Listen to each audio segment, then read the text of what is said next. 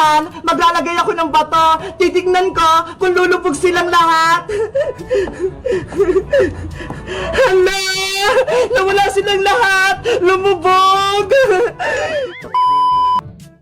Guys, tuturuan ko kayo kung paano gumawa ng oblek. Madali lang to. Panoorin niyo ako, ha?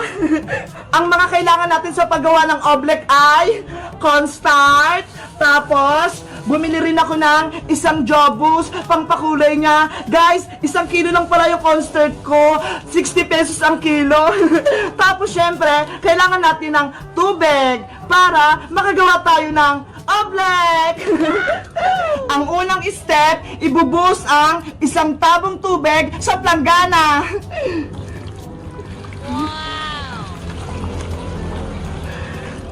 Wag susobra yung tubig nyo, ha, para maging perfect yung oblek nyo. Ang susunod naman ay ang ating pangpakulay. Hulaan nyo, guys, kung anong kulay ito.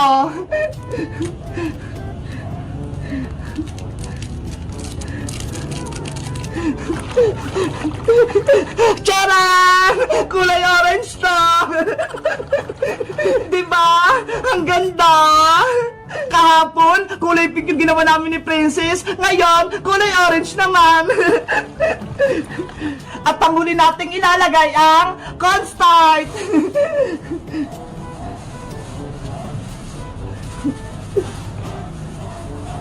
Dahan-dahan lang yung paglagay, ha, para matimpla natin yung oblek. Ayan! Magtira muna ako ng konti. Pwede na itong haluin, guys. Pagsamahin lang natin yung tubig, pati cornstarch, gamit yung kamay natin.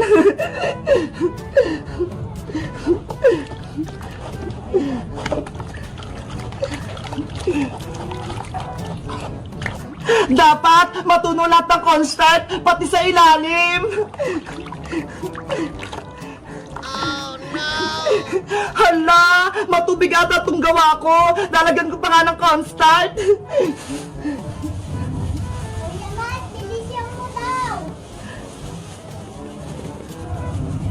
Naku!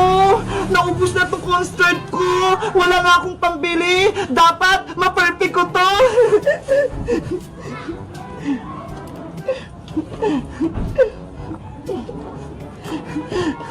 Ayan! Parang nararamdaman ko na perfect to! Big Bird, manood ka sa akin, ha! Para sa susunod, alam mo na yung paggawa!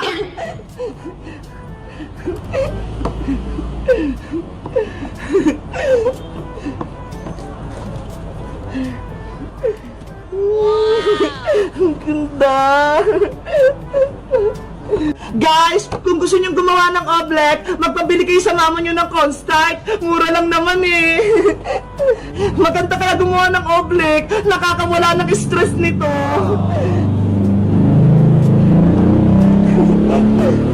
Eventually, okay na ito tong oblek ko.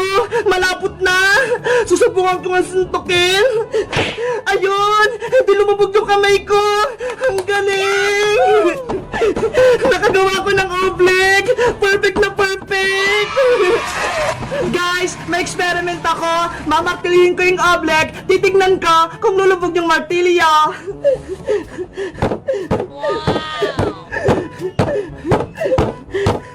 Wow! Hindi pumupunta sa ilalim yung martilyo!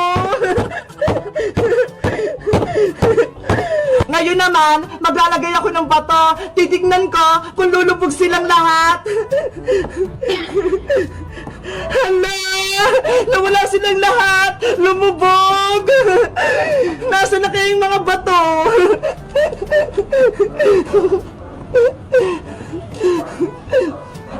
Ito!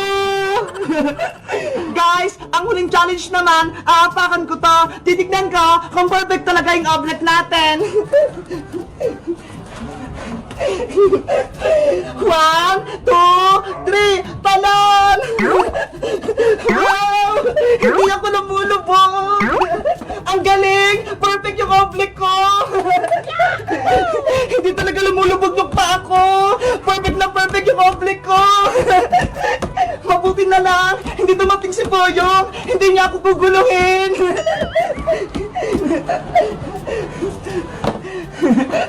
Kayo guys, nakagawa na rin ba kayo nitong oblek? Kung hindi pa, subukan nyo rin. Sundan nyo lang tong video ko kung paano gumawa.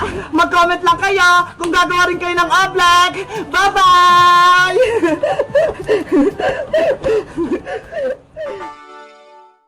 Ang dami kong nakuha candy sa trick or treat.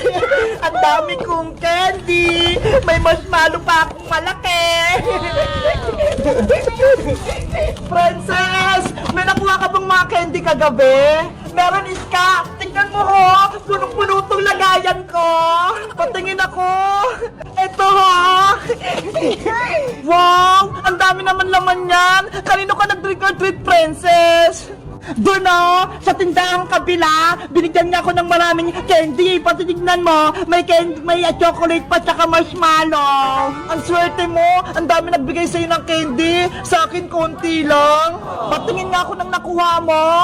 Ito lang Hala, ang onti naman ang nakuha mong candies ka. Siguro, hindi nakakatakot yung costume mo kagabi. Kaya ayan lang yung nakuha mo. Naglagay lang ako ng pulbo sa mukha ko. Parang white lady. Kaya pala hindi nakakatakot yung costume mo. Ikaw, Princess, ano costume mo? Nagpanggap ako na aswang, sobrang nakakatakot. Parang ganito Sobrang nakakatakot yung mukha mo, Princess. Bagay na bagay sa'yo mukhang aswang. Si Bebang kaya, nag-trick or treat kaya siya kagabi? Ewan ko, hindi ko siya nakita kagabi. Iska! Tignan mo si Bebang! Gusto ko ng friends. Sabi si Bebang! Pati si Big Bird! Naging zombie din! Takbo na tayo, Princess! May zombie Bebang! Takbo na, Iska! Magtago na tayo!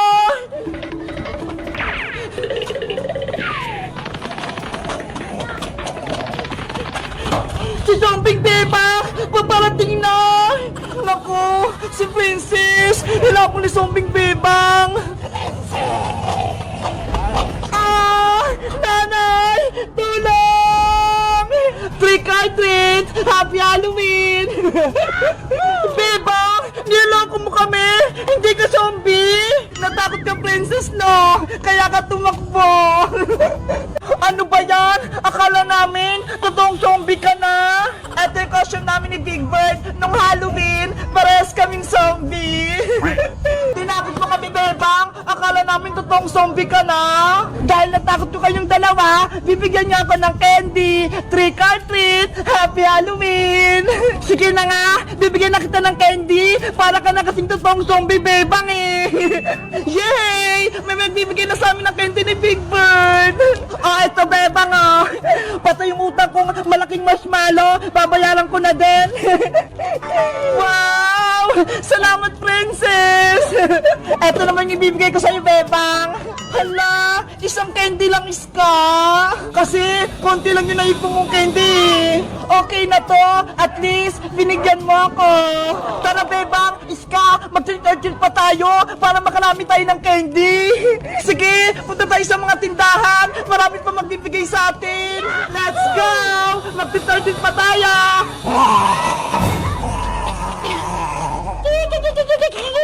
Guys, sa tingin niya, sinong nakatakot sa aming tatlo? Kami ni Big Bird na zombie, si Princess na aswang, o si Iskang multo? Mag-comment lang kayo kung nag-trick or treat din kayo at marami din kayong candy. Bye-bye!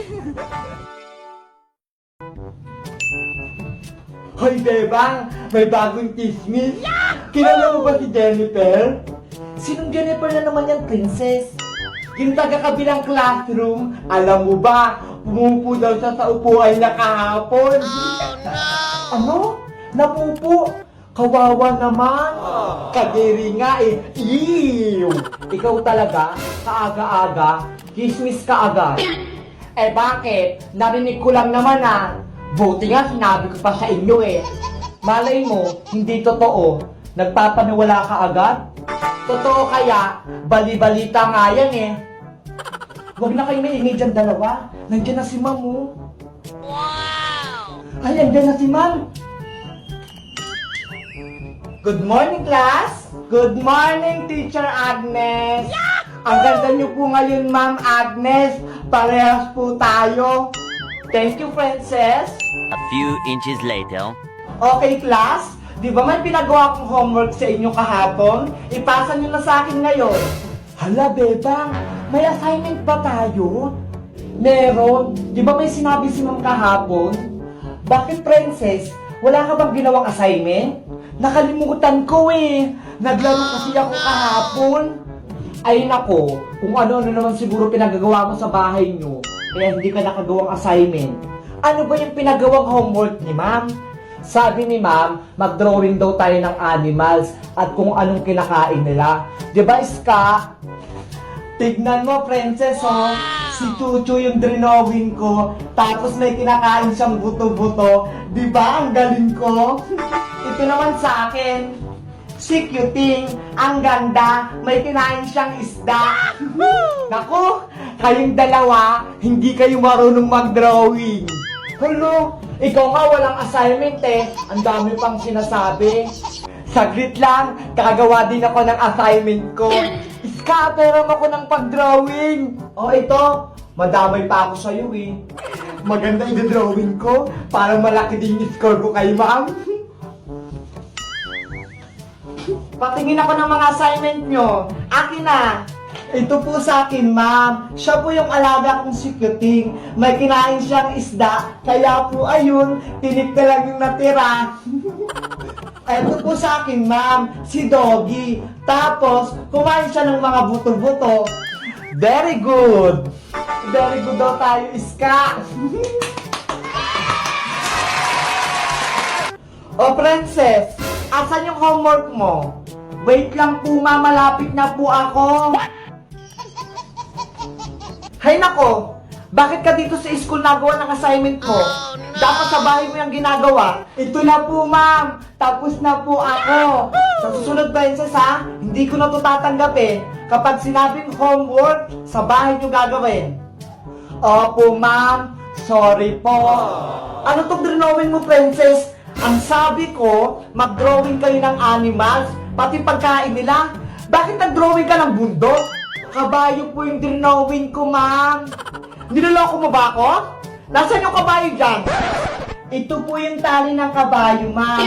Kaso, umalis na po siya kasi naubos yung damong pagkain niya. Kaya ayun, lumipat siya sa kabila. Mamaya po, antayin nyo lang, babalik po yung kabayo. Naku, Princess! Pinaglolok mo ako. Bukas, tawagin mo yung nanay mo. Mag-uusap kami. Hala, tama naman po itong drawing ko eh. May kabayo po ito eh. Siguro hindi pa kayo nakakita ng kabayo. Pumunta kayo sa Batangas. Marami doon. Ginagawa mo? Sana maging soft drinks yung ihi ko para may inumin ako mamaya. Princess, yung ihi mo naging coke. Hala, Bebang, nagkatotoo yung wish ko. Magic! Bilisan mo maglakad, Bebang. Dahan-dahan ka naman maglakad, Princess. Baka madapa tayo. Antayin mo ko. Bakit ka pa kasi nagmamadali? Nawiwiwi na kasi ako. Ang sakit na ng tiyan ko. Gusto ko nang makarating sa bahay. Diyan ka na lang kaya umihi sa masukol na halaman. Ayoko nga dyan, oh. Baka matuklaw pa ako dyan ng ahas, eh. Princess, ayun, oh. May arenola. Doon ka na lang kaya umihi. Ayoko nga. Diyan na lang ako sa arenola. Tara, doon tayo. Kanino kayang Arinola yan? Siguro naiwan niya ng may-ari. Arinola, sa'yo na muna ako iihi, ah.